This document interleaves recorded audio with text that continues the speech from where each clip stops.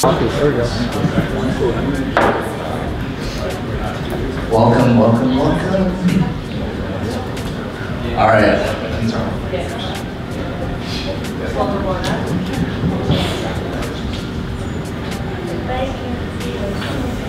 Cool, awesome. First of all, thank you everybody for coming. Really appreciate it. I want to say this is the first meetup that we've ever done, but the fact is we've done one before. But I think this one definitely trumps the other one. So my name is Tom, and I wanted to organize this meetup because about a month ago I was in LA right after a Prosper conference, which is an Amazon seller conference. And I went to LA after, and there was a meetup at WeWork, and there was about 30, 40 people there, and it was a very similar structure, right? So everybody came, networking session, guest speaker, and Q&A after. And I honestly thought it was such a great event, because being an entrepreneur, especially when it comes to e-commerce, I'm not sure about you guys, but it's pretty lonely. It's just you, computer, and for those of you guys who work out at home, it's just, you know, your home and office is the same thing. So every single day is a constant grind. And being in the same room as those who are on the same mission as you is a completely different feeling. And just the energy and the fact that you're meeting those who are going through the same struggles, success, or whatever it might be, it just really inspired me. And in Vancouver, at least I never got invited to an event. Maybe there are some underground or whatever event, but I feel like there's not really a e-commerce community out there in Vancouver. So instead of just hoping, wishing, and thinking, oh, I wish that happened, I was like, fuck it, I'm just gonna do this. I'm gonna get people out and see how it goes. And without you guys today, this wouldn't happen. So first of all, thank you so much for coming out. And I guess it's appropriate for me to maybe introduce myself before introducing Addie and Kaylee, who are our first ever guest speakers. So you guys popped a cherry today. Yeah, pop your cherry. Yeah, pop my cherry. So my name is Tom. I started selling on Amazon FBA with my girlfriend. We launched our first product on January the 1st, 2017. So it's been about a year and 4 months, I guess. It's definitely been an interesting journey, to say the least, because I've never had any e-commerce experience from the past. I've always wanted to make money online, you know, the laptop and the beach. Everybody wanted to have that imagery in their head, right? But for me, I've tried so many different things and nothing ever worked out for me. Anyway, started selling on Amazon FBA, and our first product, I consider it to be a failure, but honestly, it's the best lesson I've ever learned. Second product was also a failure. The third product was the home, hit the home run, essentially. So, and then after that, it gives us more confidence, cash flow, and everything to launch more products. And I was working a 9 to 5 during that time, and I managed to quit my full-time job on December 15, 2017. And at that time, we were doing around roughly $25,000 a month in sales. And next month, we're about to hit $200,000 in sales. So I met Addie because he actually moved from Toronto to Vancouver in December? November? June of 2016. June, okay, 2016, yeah. So I was in a Facebook group, and Addie was like, reach out to me, I think, or I might have reached out to me. Anyway, we connected via Facebook in an Amazon seller Facebook group. And I still remember we went out for dinner. It was me and my girlfriend and Addie and Kaylee, and we went to Global, Telescarvin. And at that time, we weren't making any sales online at all, right? And I remember Addie would ask me the questions like, well, like, what do you want to do? Like, how much money do you want to make online? And at that time, with a straight face, I said, if I made $10,000 in sales per month, I'd be the happiest guy. And this guy was like, kind of gave me that look, right? But not sure if you remember that. But anyway, you remember. He's like, what a loser. But I'm just kidding. But no, it's once you start really waking up and you look at your phone, you're like, wow, I just made money in my sleep. It's like a drug. It's like, it's possible, right? It was a mental barrier that I have for myself. That's what it was. It was a mental barrier. When I saw that it actually worked, it's a real thing, I was like, all right, I'm all in. So yeah, that's pretty much it. So anyway, that's a little bit about myself. Now, anyway, today what I want to do is, get Addie and Kaylee on the show, or whatever you guys want to call this, and basically just ask them a lot of questions regarding their business, because there's someone who has been there and done that, and I feel like that's the best way to learn anything in life. It doesn't matter if it's Amazon FBA or hockey or drinking beers or whatever it might be. You just gotta find someone who's really, really good at it and just learn from them, and then get them to teach you everything there is to know. So that's pretty much the purpose of this meetup. And every single month going forward, we're gonna have very, very similar meetup as well. So yeah, that's pretty much, so let's dive in. Yeah, first can we give this guy a round of applause for putting this together? Absolutely, absolutely. Like Tom said, we met, about a year ago? Or A year and a half ago. a year and a half ago, and he really was not doing much online, man. To just see him just spearhead and just get it done and be at the scale he's at now, it's like really impressive. So, good job. Yeah, thank you, appreciate it. Yeah. So why don't we just quick intro, who you are, Yeah. when did you start your current business, actually, who you are, and how did you get online, e-commerce in general? Yeah. So, who I am, I'm Adi. Nice to meet you guys. I have been in e-commerce ever since I graduated university, which was 6 years ago. I basically got in out of desperation. I had a good job, but I hated everything about it, and basically went from making decent money in my job to being like, okay, I'm willing to make $800 a month. I just want freedom. And it wasn't really, like, I had the same experience. As soon as I quit my job, I was making around $800-900 a month, but as soon as I quit, 2 months later, I leapfrogged to like 10 grand a month, and I was like, shit, this is crazy. And so it was really that drive to get something done, drive for freedom, to just have a better life, be able to travel, everything that all of us want.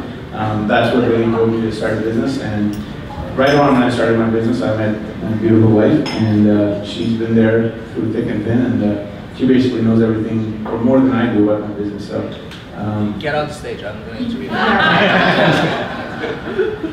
How did I fall into e-commerce? Well, I fell in love with a man that loves e-commerce. So I've been with Grace and Stella for 2 years. yeah. Since basically we started. I don't know what else to say about how I came about this, but it's just basically because my husband's killing it and I want to be a part of it. Awesome. So the company name is Grace and Stella. They were actually recently featured on Dragon's Den. They got a deal. And so yeah, no, it's been awesome. And for those of you guys who want to watch the pitch after on Dragon's Den, feel free to check it out. So yeah, so we'll jump into the question. So skincare, Yeah. like how did you end up out of all the niches, how did you end up in skincare? So I got into skincare probably 4 years ago, way before my current business, and the primary reason was basically, I looked at stats and talked to friends and people and figured out pretty easily that women spend more money online than men do, right? And so I was like, what do women like to buy? And the first thing on my mind was cosmetics, and so that was kind of the initial motivation behind it. Second thing was, I actually don't, most of the business that I do is not Amazon. Amazon just happens to be one channel. So the first business that I started in beauty was a subscription-based business. So, it's a monthly subscription service where you sign up for $50 a month and receive all sorts of fun products. And so it was a combination of knowing that the subscription model was really good at the time, and the fact that beauty will continue to be a big business going forward. And those two things came together, and I just launched it. And so that was my second venture, the beauty. Grace and Stella is your second venture. Grace and Stella is my third business. Yeah. Third business, okay. And so when it comes to Grace and Stella, when you talk to us about launching your first product, was it on Amazon, was it on your website? How did that first product go Yeah, so it was quite interesting because I was already full-time. I had, a company based in Toronto, and I was sitting next to a guy who is a good friend of mine. He sells kitchen and dining products on Amazon, and I just looked at him because he used to spend all his life on Amazon. Like every time I would look at his screen, he'd be on Amazon. It was a co-working space that I was working out of, and I just turned to him and I was like, "Hey man, are you shopping all the time? Like what's going on?" And he's like, "No, these are my products. I sell these." And at that time, I didn't even know people sell on Amazon, right? I just thought it was companies that sell on there because I'm not a big online shopper. I was like, okay, cool. And so that happened to happen right around the same time when my dad bought a product for my mom to try. It was like a foot product. She tried it. It was just a crazy process of just seeing how her feet went through this like peeling process. And so I was just like, hey, I'll private label the product, put it on Amazon, see what happens. And he kind of showed me a thing or two about how the product works and like how to list it and things like that. Like I've never taken a course on selling online or what a lot of these gurus teach. I basically just done what Tom does, just find guys who know what they're doing and just it kind of just shrinks the amount of time that you need to get to the same level of success. And unlike Tom, my first product was a home run. And I listed it within a week and a half. I sold 400 units, and I got to reorder this, and so I had a business on my hand. Grace and Stella, the name, people ask me how did you come up with it. I just put the names together. Like her middle name is. He always says this, and it drives me bonkers. So Grace is my middle name, and he doesn't want to admit that it came from my middle name. Because I was like, Grace is such a pretty name. You should put it in a product. She said, do it. So that was Grace. Stella is my cousin's dog's name. And he, yeah, or a beer, no. And so they worked really well together, and he loved my cousin's dog's name, so I loved the dog, so. Like at that time, I wasn't even thinking it's going to be a real business. I was just like, hey, what name do I come up? Obviously, my name wasn't going to work. I got a weird Indian name, and so I just used Grace and Stella. The thing started to sell, and next thing you know, I had to launch second product, and third, and fourth, and now we have like 30, 40 products. But it really was accidental. The product, had it not worked out, I would have just focused on my other businesses. But it just took off, and so that's how I got into FBA. Cool. So your first product was home run. What about your second, third, and fourth? Second was good, third was good. It was really my fourth product that, I mean, I never consider anything a failure, right? Like, even if a product, and there's a product I put like $50,000 into, and it doesn't make any money, there's something I can learn there, like what went wrong. So, I just don't think of things in terms of failure. Like that old saying, it's either success or a lesson. It's 100% true. So, even that fourth product, to this day, it's like still up and running. I didn't discontinue it or anything. Out of like 30 products, there's probably been 2 or 3 that haven't worked out. Cool. And okay, so when it comes to Grace and Stella, you started the business primarily on Amazon, and then you started branching off Amazon, correct? Yeah, so it started off as a FBA business, and that's just because it's the easiest platform to launch on. So if anybody's looking to get into e-commerce, I would suggest go through Amazon. Why would you recommend someone go through Amazon? Yeah, so there's 2 things. The biggest hurdle in any online business is acquiring a customer, right? And when you're on Amazon, customers are already there. So you basically need to just rank up and show in front of those customers. Unlike any other type of online business where you have to spend more money acquiring a customer than you did on actually making the product. So that's the primary reason why you should go. Because if you get into e-commerce, you can still learn how to acquire customers outside of Amazon, like through marketing, Facebook ads, and things like that. It's just people give up because it's a little harder. It's a steeper learning curve.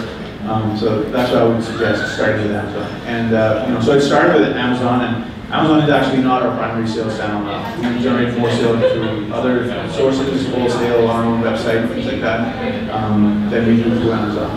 And so it's just another sales channel. So I'm actually in the same niche as Addy. Sorry? Stupid competitors. steal your products. No, I'm just kidding. So we're at the point where, for us, you know, we're focused on Amazon because we know that works, right? And we know Amazon, and we get comfortable on Amazon. So whenever we launch a new product, we're just Amazon, Amazon, Amazon, Amazon, Amazon. But the thing with Amazon is you're always playing on Jeff Bezos' court. Anything could happen anytime. There's the competitors on Amazon, especially in beauty, are just absolutely savages. Well, it happens to me all the time. Like, there's not a month that we go through where some competitors are trying to do something to like throw us off. And this actually happened to us where we were doing really well in Europe. We're actually doing better in Europe than we were doing in the States on Amazon.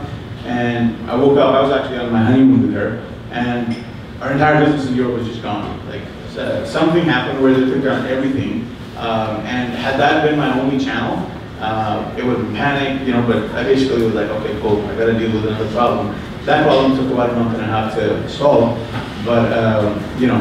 What happened? Well, they removed all of our listings because we weren't complying with some of the European laws, especially consumable products. It's completely different there. Like, you have to have certain type of labeling, sticker, and, you know, things that you have to mention as far as caution and things like that is concerned, that the US is fairly flexible with. So because of that one thing, we had like 30,000 units sitting inside FBA. We had to remove all of that, which cost like $15,000, and, you know, this whole thing. But, you know, that was again a learned lesson. It was a $15,000 lesson for us, where, hey, learn the local rules and regulations. Otherwise, it's going to cost down the road. Right. So when did you actually start generating sales off of Amazon? Right away. That's the background that I come from, right? So it was like first week we just put up Facebook ads, YouTube ads, and we started getting traffic to the website.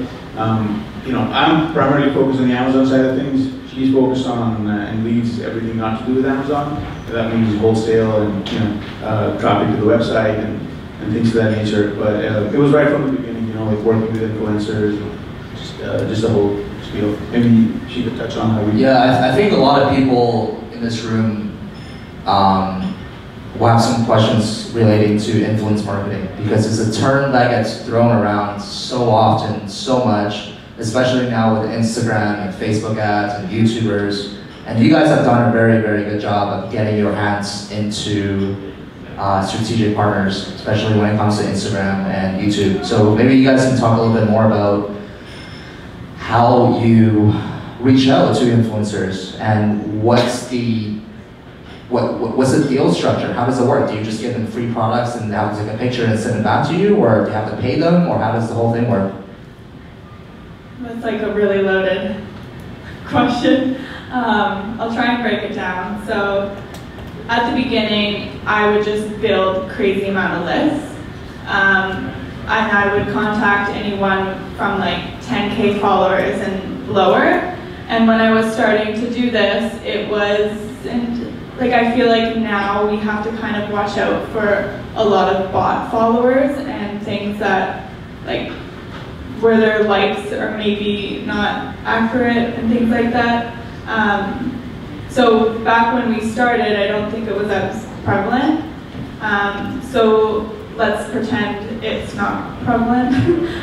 But I do have ways in order to like figure out who has a authentic following.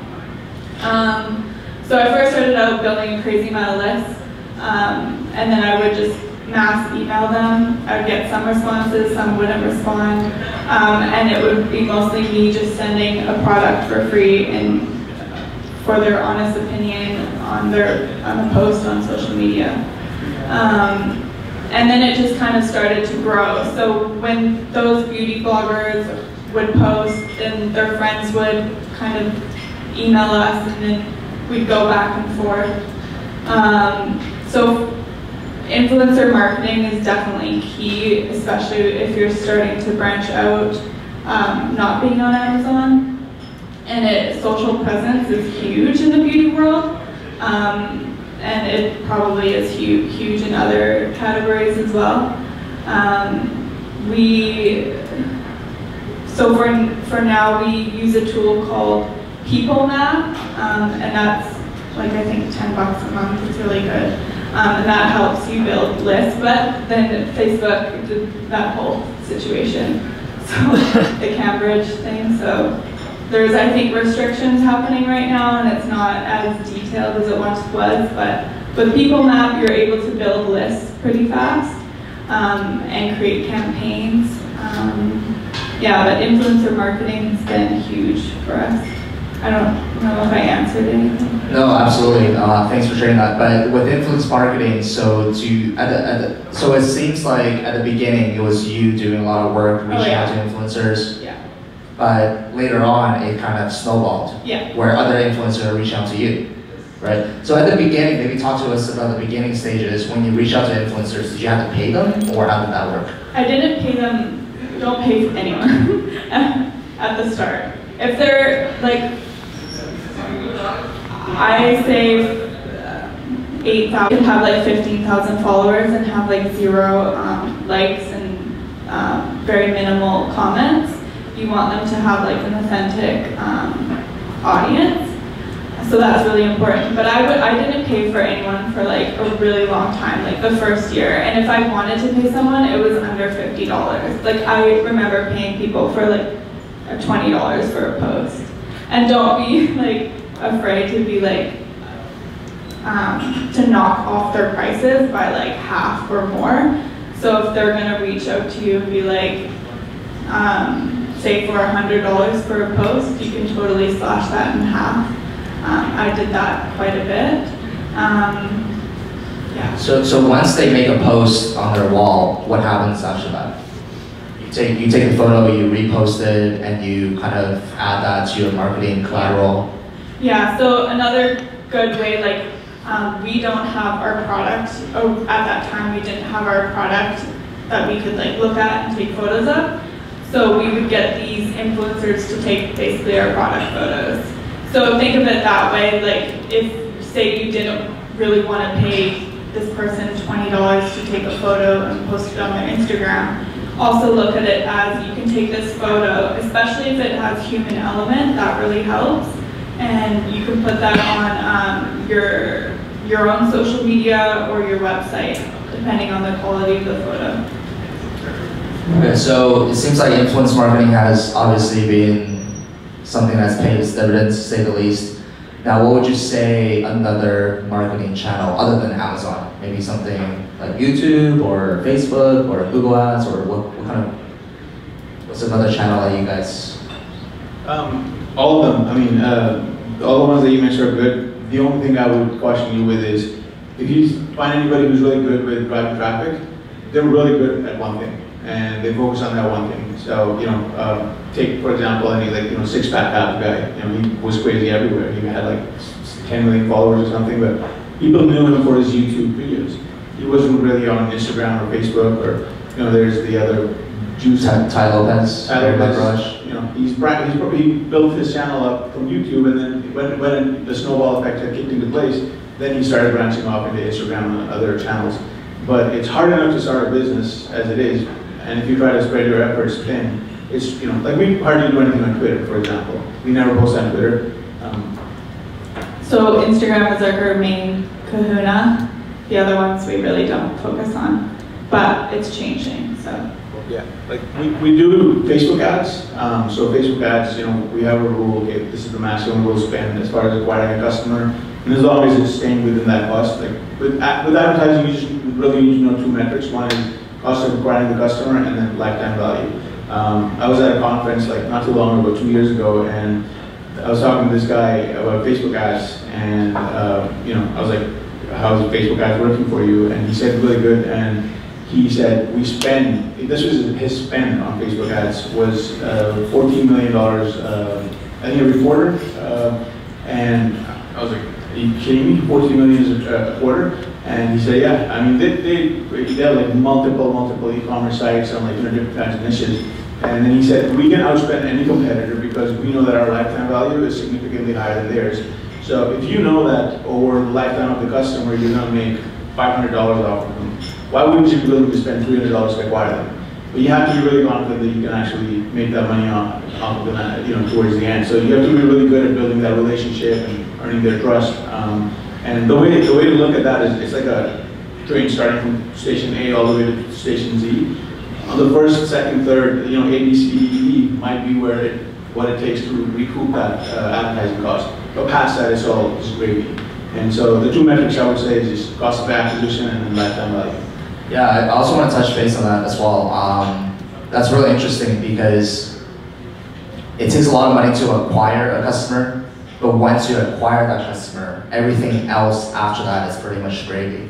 So that's why it's so important to not only acquire that customer once and sell them a physical product, but have email follow-up sequences, have email marketing, building a brand, shoot them emails and communicating with them. And then when you guys do have some sort of an offer, send it out to them via email marketing, which costs you $0, maybe just your monthly subscription to MailChimp or whatever, and you're able to get sales that way. So yeah, so definitely acquiring as many customers as possible and then make the gravy on the back end. Yeah, and especially for people who are only selling on Amazon, email marketing and Facebook ads and things like that might seem a little daunting, but the benefit of that is long term. Like if you sell on Amazon, you may have heard of launch services like Wire Launch.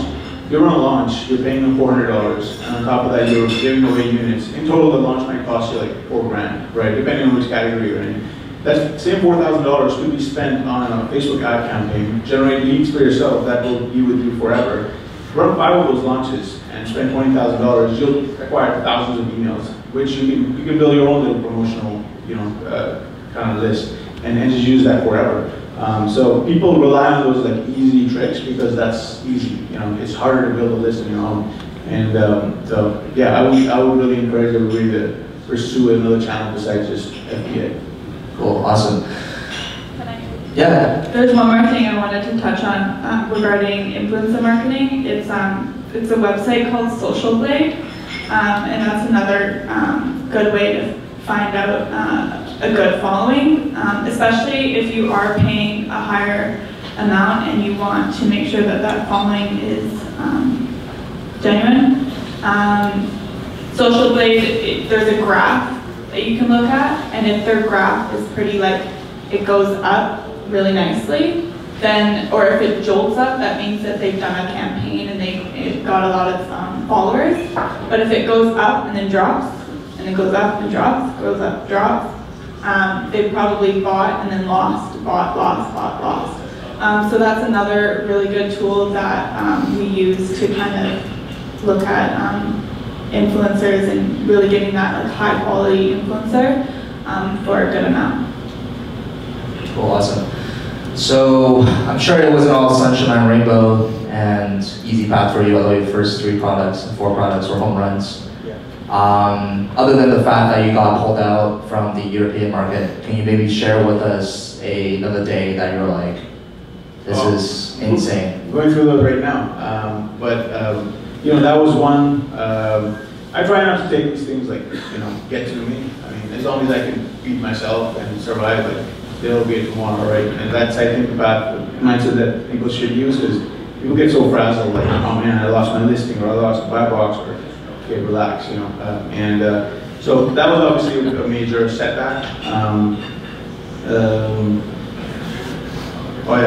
So I am, kind of a little crazy. Like I'm just very go. And when it was myself primarily building this brand, and I didn't have people coming in and kind of correcting me when I needed correction, I was basically doing the whole, all the packaging and everything. And in the rush of getting to the market and sourcing new products, I screwed up on the packaging, which basically was, I didn't look at the total package. Like the packaging looked nice and neat, but the text on the packaging was completely wrong. So, for example, on a vitamin C serum, I would have put something to do with food product. And inventory comes to the US, it gets sent into FDA, I'm ready to go. And a customer emails saying, hey, why does this have instructions for foot? Am I supposed to put this in my foot? And I was like, what are you talking about? And you're talking about a wrong product. And she sends me a picture, and I'm like, shit, there's 10,000 units in there that I just totally screwed up. So I had to withdraw that. All of that inventory was cost 50 cents a unit. Relabeling cost was manual labor, printing, and delayed everything. And basically, it was November, which was like prime time, and I was beating myself up, and I was like, so I mean, the lesson I learned there was.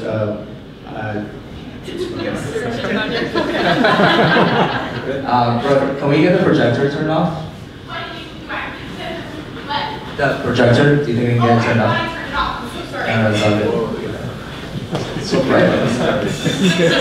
I'm gonna pass it. You better allow me to You've been labeled, man. We're talking about labels. You just got a label stamp on your foot.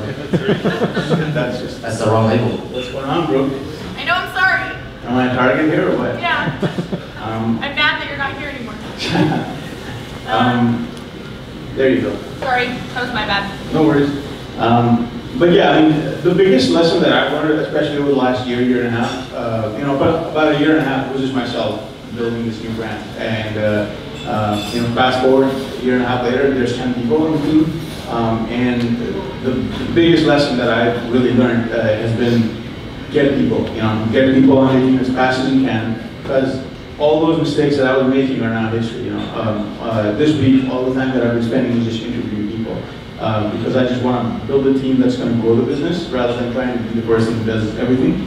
And it just grows a lot faster. It's a lot more fun. And so that's the one thing that most people don't even talk about. It's like you have to have people. I mean, how else does the business grow? You're going to be there like being FBA king of the world, trying to sell like 1,000 products. There's no way you can sell 1,000 products. You need people who are going to manage those products. And like right now, I'm stretched, even with the amount of people. Like it's not even that many people. It's like 10 people, but we're stretched with the kind of products that we're bringing in, like the different brands that we have. You just really have to, so for just as an example, if you're doing $10,000 a month and you're making $3,000 profit, people will rush to launch a new product with that $3,000. What I would now rush to do is, hey, I got $3,000. With that, I can hire a new person. And so that change in thinking is really what's going to drive a lot of the growth. So maybe you can give us some lessons on hiring. What are some of the lessons you learned when it comes to building a team? Yeah, I'm learning that as we go, but one of the biggest lessons for me has been, don't try to bring in somebody you think is good and then try to change who they are. Look for the person that you want. And so, for example, we were looking for somebody who would come in and manage our FBA account, right? I posted a job, just as a generic marketing job, which tons and tons and tons of people applied for. I think there were over like 150 applicants in a week, and none of them were any good. But I kind of narrowed down the job description. I said, if you don't have any FBA experience, don't even bother applying. And so we got 7 candidates, but all of them were stellar. And so we ended up hiring 2 of them.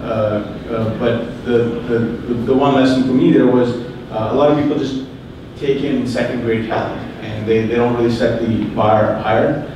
So I would just it's like looking for a girlfriend or a mate. You're not going to go find somebody and be like, okay, in 2 years I'll try to change her. Just find the person that fits your needs and who you are. So that's what I would say is like one of the lessons. Anything else you think? Cool, awesome. So, where are we at with Grace and Sdara now? What's going on with it? So, a bunch of things. We're looking to sell a brand. Most of my focus right now is just launching the new brands that we have. And so we're getting into different categories and going through an exit possibly.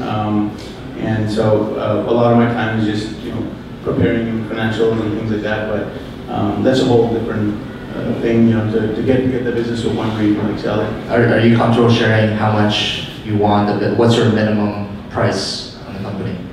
Are you comfortable sharing that? For Grace and Sdara, I would, I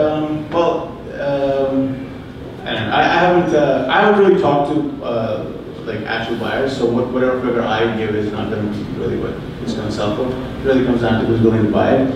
But it would be in. What's the market value? What's the? It would probably be like a 3 or 4 time multiple, and I'm hoping it would be over the 8-figure mark. That's where that is. But like, I'll keep you posted as I talk to more people. Yes, please. Let's go party that night after you get. We'll go party. Yeah. That's awesome. So was that did you always have an exit strategy in place? Like when you first started building Grace and Sdara, did you know that you wanted to exit for 8 figures? No, I never started a business wanting to sell it, because my thinking is, if it's gonna happen, it's gonna happen. A lot of people think, you know, you have to start with the end in mind.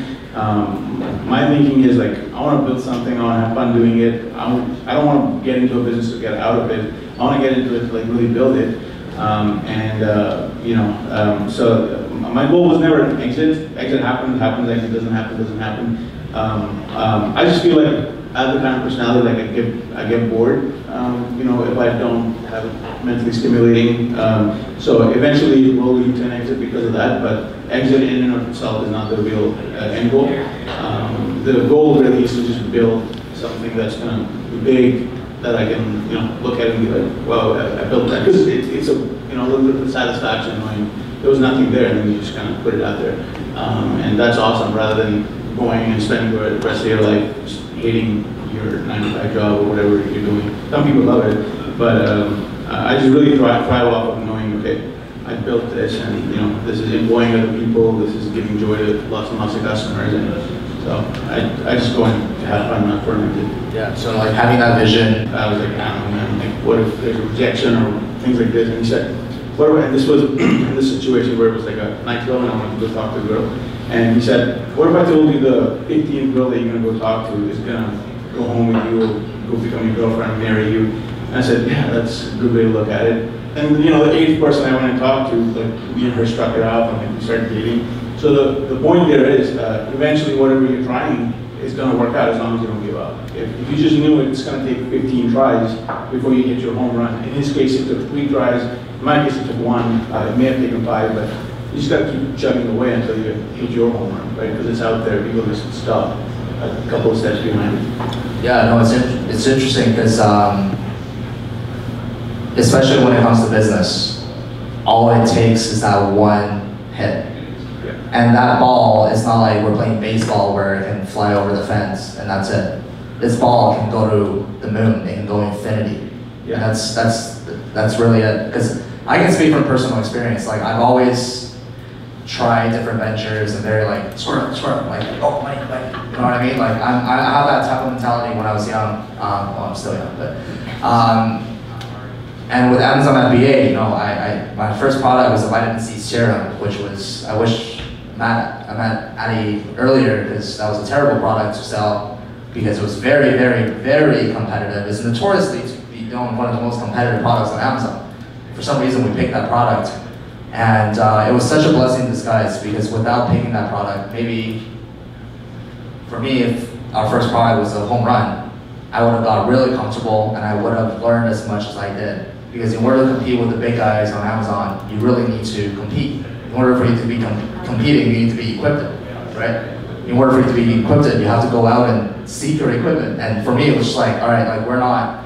Anyway, so our first product didn't really do that well. Second product was a fad, right? So a fad, you know, maybe this is a good takeaway for you guys, and this is definitely a lesson I learned the hard way, is use Google Trends whenever you're launching a new product. Type in the keyword and go back in 2004, that's the earliest you can go back to present, and Google is able to show you a graph of the search volume for that keyword. And if you guys type in fidget spinners or hoverboards, you will see a graph that is straight, up, down. So a lot of people, you know, when they launch on Amazon or any e-commerce, they see the hot thing, fidget spinners. And then the reality is that it takes them 2 to 3 months to launch a product, and when they actually launch the product, they're already catching that downward trend, and the market is gonna die, and they don't have a product. So that's our second failure. And our third product, you know, at the time I really wanted to give up. I remember very vividly driving home, we're on Oak and 41st, and I told my girlfriend, it's like, screw it, like, I don't wanna do this anymore, this sucks. And she's like, nope, like, we're not giving up, obviously this works. And she's like, I found this new product. I was like, all right, well, maybe we'll need to launch it one more time. Yeah. And then that product is doing, yeah, like 300 units a day at the moment. So, and that's generating traffic to all of our other products, because we're trying to build a brand. We're trying to build a beauty brand, right? So just don't give up, yeah. And you bought it a year and a half ago, right? Into Amazon? Yeah, we launched our first product January 1st, 2017, yeah. Yeah, and like yesterday I got a message from a guy who's been trying to sell on Amazon for 4 years, and from the very first time that I met him, he's been saying, oh, selling on Amazon is getting harder, it's getting harder. And 2 days ago, when I got the message from him yesterday, I was like, man, selling on Amazon is just so hard. And I have other friends who say, man, it's so easy. And you know, it's just a different outlook on things. Yeah, like I know guys who've gone from literally zero to, you know, I know one guy who went from $0 to $1 million a month in sales in 11 months. And like, you know, you should go talk to that guy. Because like he said, when his girlfriend said, obviously this works. It just doesn't work for you, but it's working for somebody else. You just have to figure out what that other person is doing or what their kind of thinking is. But you know, the time to get into e-commerce, you know, people keep, even today you'll hear people say, oh, the glory days of Amazon were 2015, you should have gotten in 2015, 2014. And sure, that was a good time to get in, but even today, I think it's like 15% or so, all the purchases made are made online. The rest are all offline, and they're going more and more online. So if you don't get in today, in 5 years, you'll still be thinking, oh, 2018 was the glory days. And, right? And so you're absolutely right about that. Yeah, cool. So let's see what time it is. It's 7:15. Maybe if you anything else you want to add? Yeah. To maybe, I think a lot of people here, there's some diversified people, right? Some people that want to get on Amazon. Maybe Taylor, say something to those people that want to get on Amazon. Are you guys primarily interested in Amazon? Is that what the group is? Yeah. Okay, so selling on Amazon is like simple, right? First, you got to use the right tool. I'll tell you exactly what tools you need. You need this tool called Market Intelligence. My buddy Casey built that, so check it out. But you need that tool. I think they have a free version too. But you have to get that tool. I don't know how much it costs. I pay for the annual subscription. Like 30 bucks. 30 bucks a month? Yeah, but email them, ask them for a discount. They're nice guys, they'll give you a discount. Tell them you know how you. Yeah. But get that tool. That tool will basically cut down all the hard work you'll need to do in order to find the right product. You know, and because identifying the right product is really important. You know, if you don't have the right product, you're gonna, you know, the way you gotta look at starting a business is it's an uphill battle, like a treadmill. You're just trying to bring that level down as much as you can. It's gonna stay uphill, no matter how hard you try it. You just have to keep bringing it down. And so if you find the right product, it's gonna come down a level. You know, if you get access to funding, that comes down a level. So whatever you can do to put things in your toolkit to try to make success a more positive, likely outcome, do it. And so market intelligence will give you the you know, answer as far as what's a good product. Second thing I would do is like really simple. So identify the product. Doesn't really matter what category it is. Like you can sell in any category. I would personally pick a category that I was passionate about. Like for example, I got into beauty. In hindsight, I shouldn't have gotten into beauty because I'm not a beauty consumer. It's a good market. I thought, you know, it was a good business opportunity, but it was really until the people like herself and the other people on the team who know beauty, who understand beauty, came on the team that it really made a difference. So pick the product that you're really interested in. Make sure it's a good product. Market intelligence gives you an indicator of whether the product is good or not, and they have a 5-star rating. Try to pick something that's at least 3.5 or 4 stars, ideally 4.5 stars. Once you pick that, the next step is find a supplier, and that means go to Alibaba, just type in the keyword, find 15 suppliers. Generally, when I look for a product, let's say I'm looking for vitamin C serum, I'll go on Alibaba, type up vitamin C serum, contact the top 15 guys, and ask top 5 of them to send you a sample. Don't just talk to them and agree that okay, this is the right guy. You have to actually get the product, check it out, see how their packaging and everything is. Because there's some suppliers who like really screwed up with our packaging.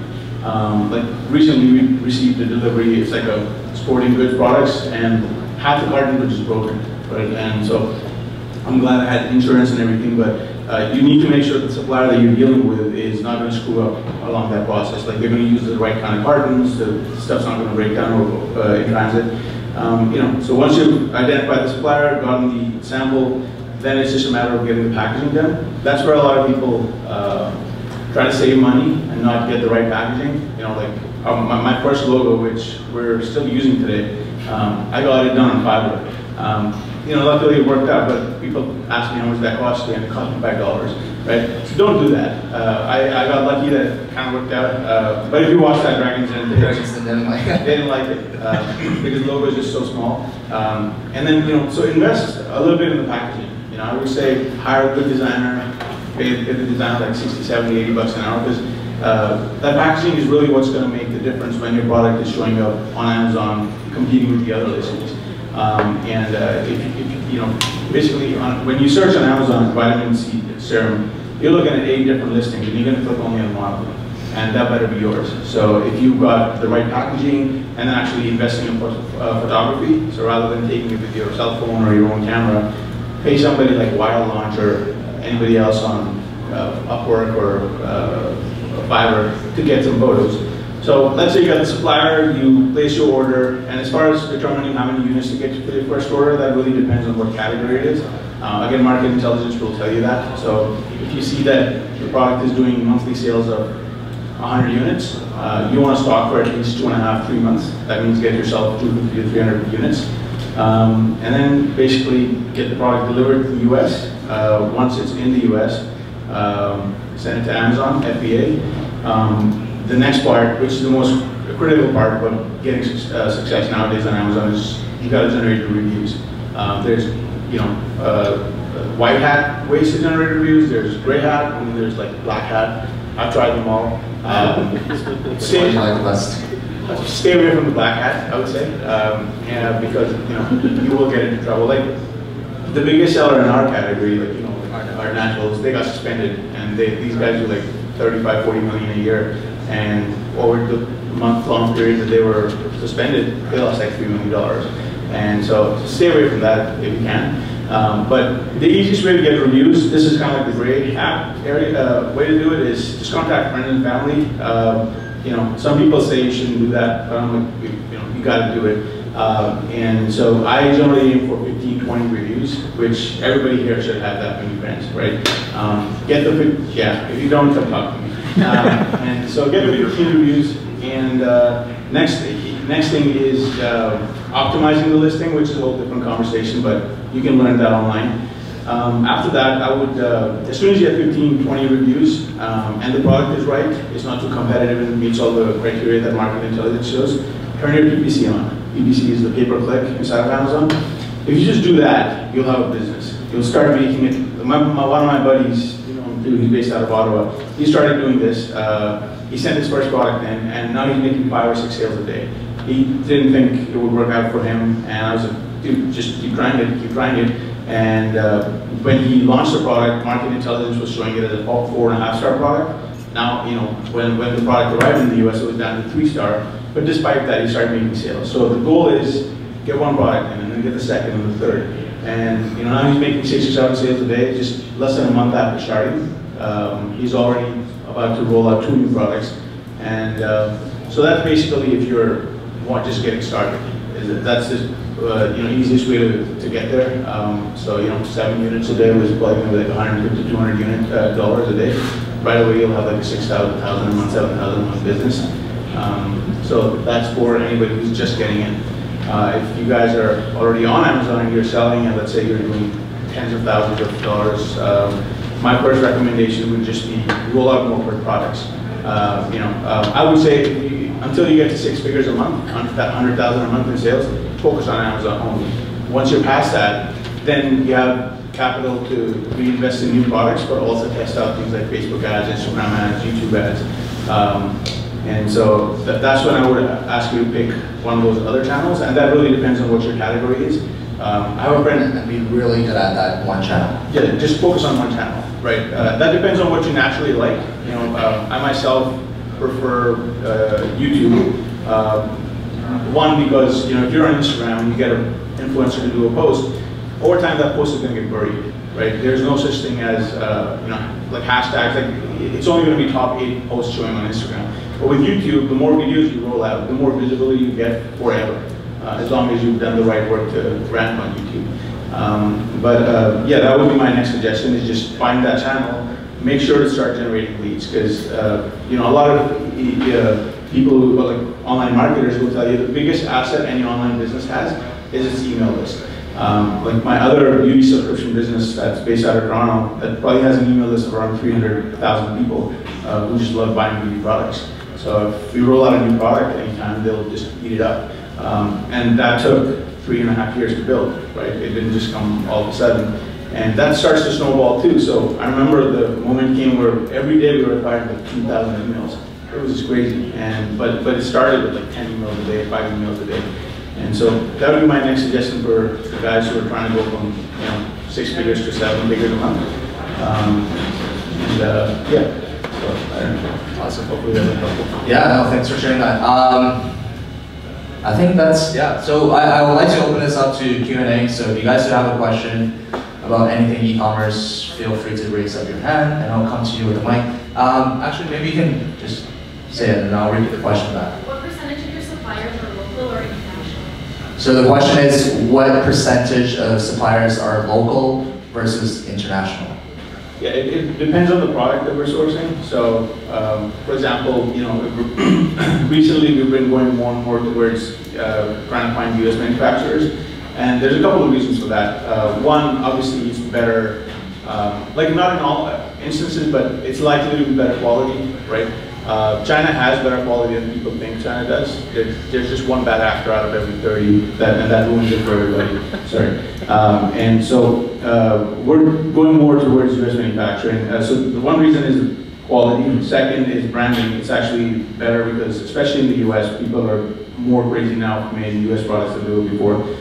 Third, which is probably the biggest, you were asking about mistakes that I've made. Like the biggest mistake that I've by far made is not being in stock. Even today, about 40% of my catalog is out of stock, which is crazy to think. But the mistake that I make is instead of focusing on keeping stock for my current products, I'm just in a rush to roll out new products, and so I allocate that capital to new products, and so I'm still trying to like balance that. But that making products in the U.S. is going to eliminate that problem because you're not going to have that long lead time. Your manufacturer will basically produce a product and ship it to FDA. And so as far as the percentage, it's going more towards US. We used to make one of our products in Europe, but early on I learned Europeans in general don't work hard. The guy had to go and grab his beer at 3:30 and like, man, like, but the people in China, on the other hand, they're like, call me at 4 a.m. I'll wake up and answer, right? So yeah, hopefully that answers your question. My question is twofold. First, like payment. If you're going with Alibaba, let's say, like how do you station transfer like $20,000 or something in that range? Yeah. The second question is shipment. How do you ensure that when you're shipping it to fulfillment centers, it meets fulfillment center standards? Yeah. So I'll repeat the back question. So the first question was payment when you're paying a large sum of money to Alibaba suppliers. And the second question was more about shipment coming in from China to US or whatever. How does logistics work? Is that right? Yeah. Okay. So payment, some people believe in escrow and having Alibaba hold the payment for you until the supplier delivered the product. I've never done that, because I have friends who did that, and for the right reason, because one of them actually got screwed over by a supplier. The supplier told him he runs a big factory, and he actually took my friend to the dinner, and they went and saw the factory. But my friend, something just didn't fit right, and so the next day he drove to the factory. The factory was completely empty, so they put a show together for him to come and think that there's this big supplier. So there's reasons to go for things like escrow for payments. I just haven't done that myself because I've stuck with the same suppliers I've had from the beginning. There's really 3 suppliers that I work with for all the products, and they go out of their way to make sure that the quality is good. Like, for example, there's one supplier. When I go to China, I stay with him, and he. What was I going to say? He messed up on one of the products, right? So we were going to get this product called coconut oil, and I ordered fractionated coconut oil, and fractionated basically means it's like more in liquid form. He sends it in like this pump, and all the customers start to complain. They're like, hey, I can't squeeze the damn thing out. So he sent organic coconut oil in a pump, which couldn't be squeezed out, and that order was like $17,000, $18,000, and he refunded me the whole thing as soon as I sent him a video of it. So like right away, just credited me for it. So you want to find suppliers who you can build a relationship with, rather than jumping through different kind of hoops. And so if it's your first time, to answer your question, I would say if you were to not use the escrow payment, I would just send the deposit, let's say 25–30%, and then get somebody to send you the videos of your actual product production. Like make sure they can see all the product actually being made. Lastly, I've actually never been screwed over by any suppliers because these guys, it's their livelihood on Alibaba, just like a lot of people's livelihood is Amazon. If they get reported on Alibaba that they are trying to screw over US suppliers, Alibaba will knock them out right away, because they don't want that kind of reputation on there. So that's why I would say you don't really need to worry about the payment. They generally won't screw you. Second thing, as far as preparing the shipment is concerned, try to hire a forwarder to handle all of that. So you can hire forwarders. There's a forwarding company, it's called Top Ocean. So you can look them up. There's tons of them. But they basically know the ins and outs of bringing products from your supplier to FBA, how to schedule the shipment with FBA, how to properly label it. They know exactly how to do the whole thing. So just find a forwarder. Don't worry about doing that on your own, and that'll take care of that problem. Yeah. Also, for first time or every time, never pay the full amount up front. Never. Pay the normal terms are pay 30% up front for the deposit, and then once your shipment's complete, send in an inspection company to inspect the goods, and only pay them the 70% after the inspection passes. Yeah. My payment terms now, and this is the benefit of working with the same suppliers for a long time, is I pay the 25% up front now, and then the remaining I actually pay after the goods arrive in the US. And they just let me do that because I've been working with them for a while. But yeah, he's right, never pay up front the whole thing. Goes back to the email blast and engaging customers there. How often do you send out email blasts? And what's that fine line that works for you between kind of not saying enough and kind of being annoying and people unsubscribe? So the question is, with regards to email marketing, how often should you send out emails and pretty much not be annoying to the point where they report you and unsubscribe? So at first we would send out, like, when we started email marketing, I would say 2 emails a month. That's what we did when we first started. Now, because we have like a lot more content, and I've gotten a lot better at email marketing, I like to switch it up. So I think about what I would want. So if I enjoy a company, how many emails a week would I like to receive from them if it's high quality content? And I say 2. Like, I'm happy with 2. 2 per month or 2 per week? Sorry, 2 a week. 2 a week. But I like to switch it up. So I don't always focus on promotions, even though promotions give us the most sales back. So I like to throw in, like, I know we have one coming out that's like how to pop your pimple. Yay. So it's not really like salesy. So I think that's good. Like, it's, what do I call it? Edutainment? Edutainment. Edutainment. So it's education and entertainment at the same time. So that's what I like to focus on. So I would say 2 a week. Do you find there's a good time to send out these emails? Specific time, date, week? I've been sending out emails first thing in the morning, so 7 a.m. I know with MailChimp you can do something called time warp, where you send out the email based on that person's time zone. So, but you have to do that 24 hours or 48 hours before you want to schedule that campaign. So I do in the morning. I play around morning and night. I haven't actually figured out the best time, which I should probably figure out, but yeah. Yeah, just on that edutainment piece, I met Ty Lopez, like probably everybody's seen that guy on YouTube videos. And when I met him, I actually told him, hey man, like I don't really like you. It's a little annoying to see you everywhere. And he's like, a lot of people say that, but I'm fine with that because I either want people to love me or hate me. And I was like, well, what do you got going here? And I was like, you don't really have a business, right? And he was like, well, what do you sell? And I was like, well, I sell, beauty products. He said, well, you sell beauty products, I sell edutainment. And I was like, okay, that's the product. But his whole philosophy is if you can educate people in an entertaining way, which is why he's always got either a Lamborghini behind him or a big mansion or some like model sign right next to him, because that's what grabs the attention. And then he's educating on the right hand. So, keeping that edutainment concept in mind when you're creating your emails, and really thinking about what kind of emails you like to get as a customer, right? I subscribe to a couple of newsletters, like everybody's just subscribed to Chubby's Shorts. I don't know if anybody's heard of them. they're just hilarious. Like I wait for their emails to come out, right? Like yesterday, their email, I was forwarding it to everybody I know. Like, check this email out. So just look at the emails from the companies that you yourself look up to, and kind of see what are they doing that's right. And Chubby sometimes emails me like 5 days a week, and I just consume their content because it's just hilarious. And so, you know, it can't all be about sales. Like, I subscribe to this guy's list who is selling on Amazon. He sells beauty products too, and he sent me his like opt-in form. The guy emails me like twice a day, and it's all about, hey, 50% off, it's going to be gone tomorrow. I'm like, dude, you said the same thing last week, right? And so, yeah, just educating people.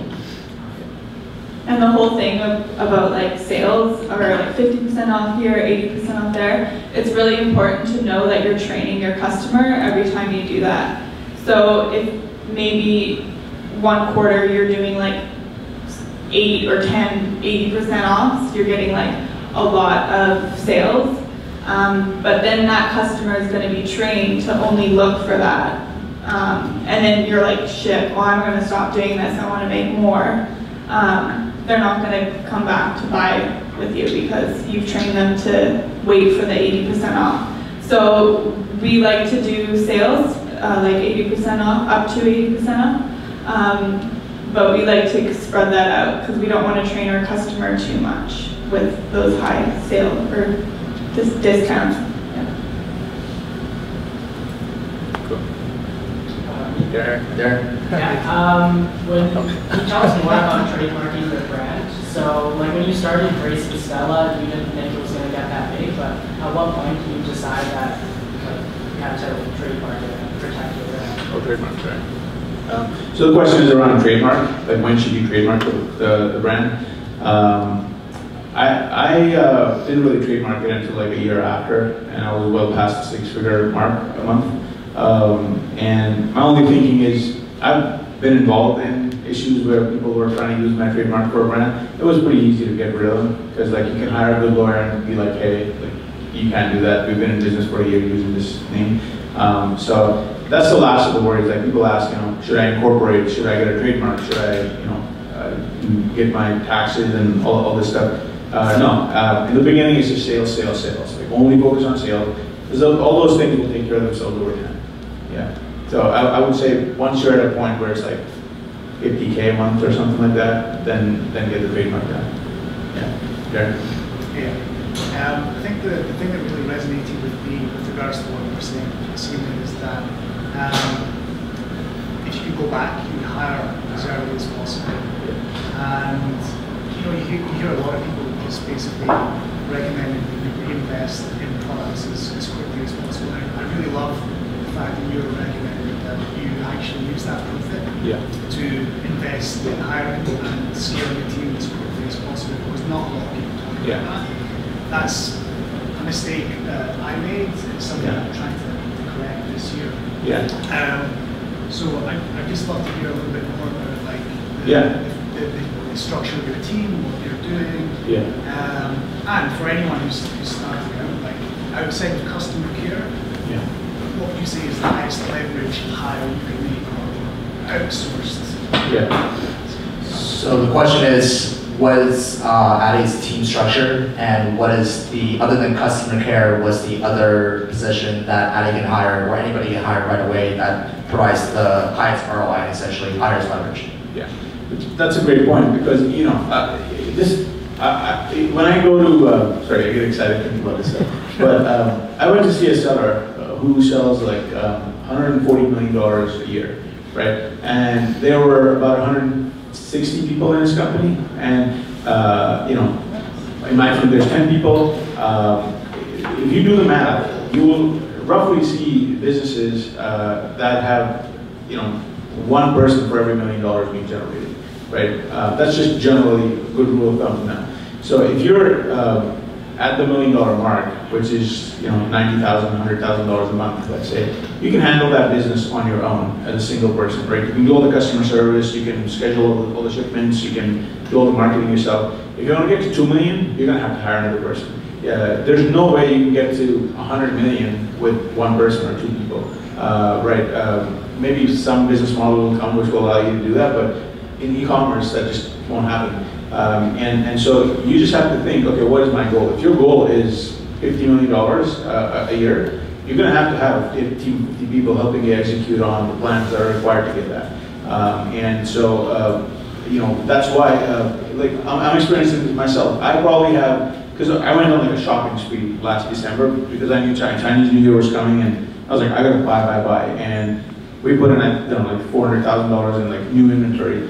That is just sitting there right now, and that's why I'm like going out and hiring people, because I'm like, I need damn people to like sell this stuff. And you know, because the current existing people that are on the team, they're just completely booked and swamped with work.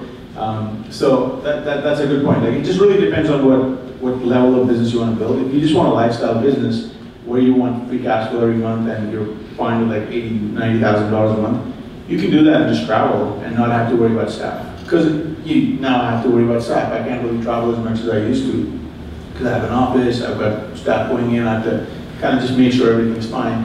I don't have to, but I want to. So it really depends what scale you want to get to, right? So just use that rule of thumb. For every $1 million you want to add to your top line, you're going to have what your goal is, right? So I have a friend who is selling office products on Amazon.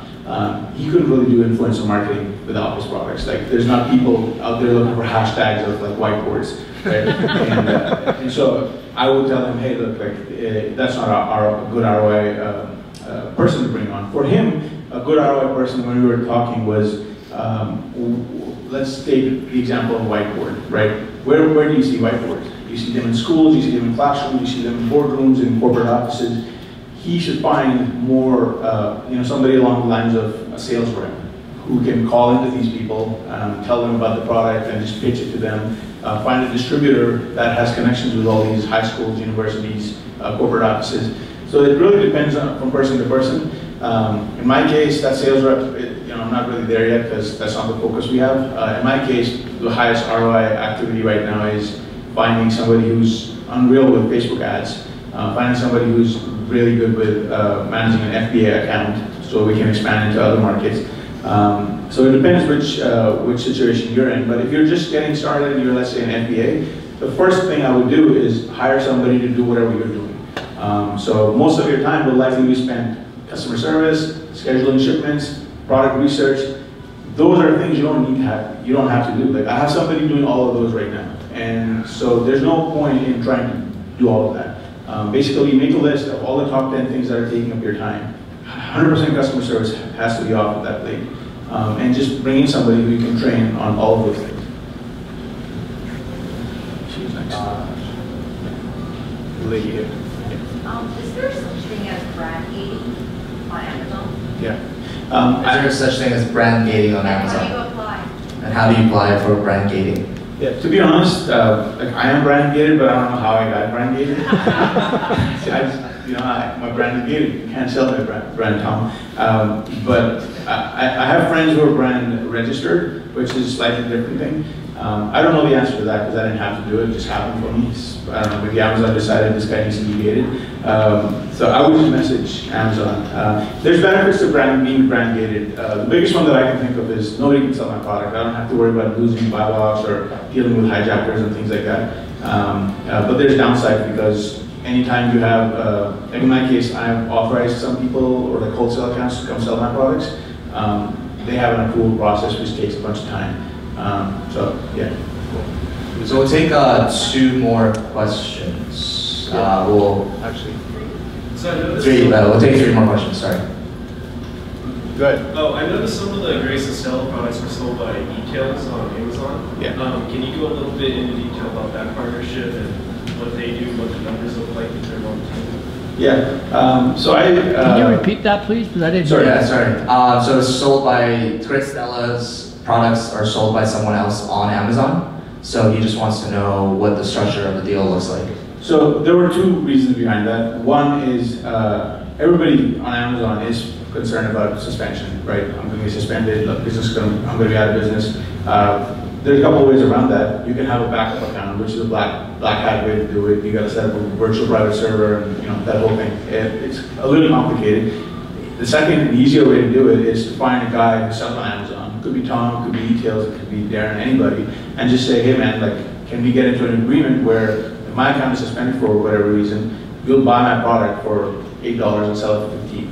So Darren makes his 20% and I still get to make some money rather than just being completely out of business. So the reason for partnering with Details was twofold. One was I just wanted somebody who could sell my product in the event of suspension. Second, it just allows you to get cash flow up front, using which you can launch more products. So you can partner with them if you'd like. I know there are like all sorts of categories. Are they selling your whole catalog? Or No, just 2 products. Okay. Yeah. Who's next? Just a question about your exit strategy.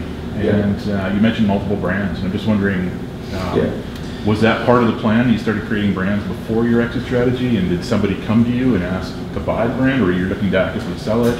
Yeah. All that kind of So the question is with regards to the exit strategy and the fact that Addy has multiple brands, so just how it came about making that decision, and So there was a couple of reasons. One was, I keep seeing beauty products, but I don't use any of them. So I was like, I gotta try some products that I can myself use.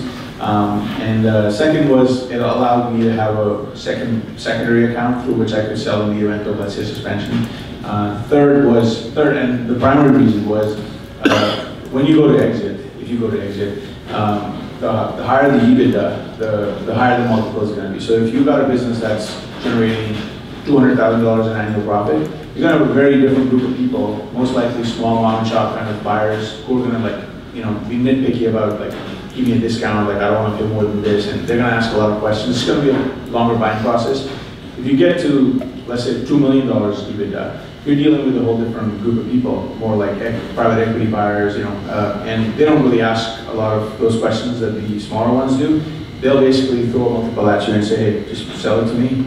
It's kind of like Warren Buffett coming in and asking day-to-day questions about operations. He's not going to do that. He's just going to look at the bigger picture. So having a few different companies will allow you to, if you wanted to sell it as it's kind of like a small conglomerate if you want to look at it that way. It just allows you to boost that bottom line, and you can combine them and just sell it to a larger fish for a higher multiple. And at that point, an extra multiple makes a big difference. So if you're making $2 million in profit, 4 times multiple is $8 million, 3 times is 6. That's an extra $2 million in your pocket. So that was my main reason. And that multiple's on net or gross? Net. I'm wondering, at what point did you look at sales tax? Did you start collecting and remitting sales tax returns? The question is with regards to sales tax in the States. Yeah. So if you're in Canada, if you live in Canada and you're selling in the States, there's varying opinions. Even all the accountants don't know what the right answer is. So my philosophy basically, Don't pay for it. just don't. Yeah, it's like ask for forgiveness rather than permission kind of thing, right? Just don't pay it. You're exporting it. Collect and pay for the sales you're making in Canada, but over there, the laws are just like hodgepodge. I wouldn't pay it. Cool. Awesome. Can we get a round of applause for Addy?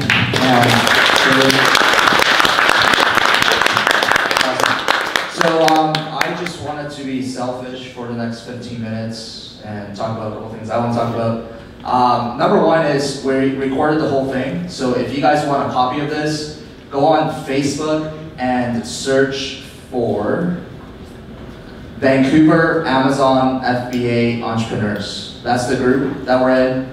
So I'm going to be posting this in the group. So if you guys want that, make sure you guys join the group. And all the future announcements, we're going to be posting in the group and other meetups and stuff like that. So meetup.com is good and all, but the platform sucks. So we're going to try to be more active in the Facebook group. And the other thing I also want to say is, so for me, as you guys know, I launched my first product on January the 1st, 2017, and so on and so forth. And throughout the whole experience, I learned lots. And for me, I truly, truly believe in the fastest way to learn anything in life, like I said at the beginning, is to learn it from someone else who's been there and done that. Although I'm not at Addy's level, I'm very confident that I've learned a few things along the way.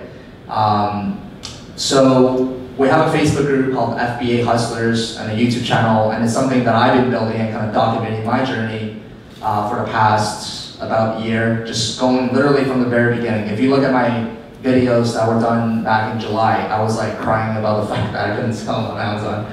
And so it's interesting to see that progression. And kind of going back sometimes, I check out the videos that I've done literally when I first started. It's interesting. And everything happened really, really, really fast. But I do believe it's because I'm always curious to learn. I never think I know everything. I never think that I always want to learn more. I almost reach out to people like Addy and inviting him, and there's something to be learned about everyone in the room, right? So I'm always curious to learn something more. And even if you get that one little golden nugget from entire Addy's speech, like the tools that Kaylee was dropping, like Social Blade and all that stuff, you apply that to your business, you can see a lot of dividends down the road after a year or 2 years. That's all it really takes, that one single gold nugget. So what I've done is, on April the 1st, so 18 days ago, we launched a boot camp teaching people how to make money on Amazon from the very beginning in terms of how do you set up a business account, how do you set up an incorporation, all the way to the end, which is finding a profitable products, teaching you guys all the lessons that I've learned along the way, the failures and whatnot, so you guys don't make the same mistakes. I actually have a couple of bootcamp members in the room. I have Leslie, Oscar was my first one. Desmond was also in that one as well, and I don't know, Dan as well. Excuse me. And yeah, so every 6 weeks we have a bootcamp going on from April the 1st and on May the 15th. So 6 weeks. Every week we hit one topic very systematically. Like Addy said, finding a good product, shipping the product, listing the product, so on and so forth. And every single week we also invite an industry expert to come on to actually talk about that specific topic. So you're not only hearing from me, but you're hearing from someone who's been and done that. This week we had a guy named Brandon Morris. He owns Seller Tools. I'm not sure if you know him. Yeah, he did $41 million in sales in 2016, and I interviewed him for 40 minutes in the boot camp. And like I was telling some people, like no BS, I would have personally paid $10,000 for that video, because the amount of knowledge he dropped in that video alone, I was like, right away after the interview, I started applying to my business. And there's no doubt if I apply those tactics after a year or two, like that is gonna increase my sales dramatically. So the next one opens up on June the 1st. But what I was thinking is, I'm not sure if you guys are interested, and maybe we can discuss this in the Facebook group, is do a live event, right? A live workshop where we get a classroom. There's gonna be a projector. I'm gonna be in the front. We literally do everything on the screen, and it will be a weekend workshop, 9 to 5, Saturday to Sunday. Just grind it out and teach you guys as much as I know about Amazon FBA. So just an idea. Right now the bootcamp is going really, really well. We have tons of testimonials already. People saying like, you guys undercharged this for the bootcamp, and quite frankly, when I put together the content, I'm like, damn, like I did undercharge this. But yeah, no. So that's an idea that I'm going to throw out there for now, and maybe the next meetup I'll announce something a little bit more concrete, and it'll just be a very small group. It'll be, I don't know, 30 people max, and then we'll just hit it on for one weekend, and hopefully in that one weekend you guys can learn everything that I personally absorbed in the past year and a half of this whole crazy journey that we're on. So, yes? Can we get access to the Brendan? Yes, so all the interviews that we've done already are going to be recycled, right? So all the interviews that we've done in this bootcamp, those interviews are going to be recycled for the next bootcamp, so on and so forth. So yes, the video will be available for, yeah. So anyway, I just wanted to end off with that, and again, thank you all for coming. Do you guys enjoy, like, I want a little bit of feedback. Like, should we do this next month? Absolutely. Yes, absolutely. Next month, month after, hopefully. It's like 5 people that says absolutely. Wasting my time. But yeah, no, I appreciate every single one of you guys coming out. Like I said, I was really inspired by the meetup that I attended in LA, and right away I was like, man, like, if this can happen in Vancouver, it will be so awesome. And instead of just wishing for it, like, let's just do it. And here we are. We have 50 people. all trying to create a better opportunity in the future for ourselves through e-commerce or whatever it might be. So again, thank you all for coming. And before you guys leave, let's get a picture, maybe at the front here, I guess. What's the best place to take the picture? Desmond? Yeah, front. Front, okay. Can we get everybody at the front? And then we'll get one photo and we'll post it on the Facebook group and whatever. And Where's the front right yeah, everybody come to the front. We'll get a photo.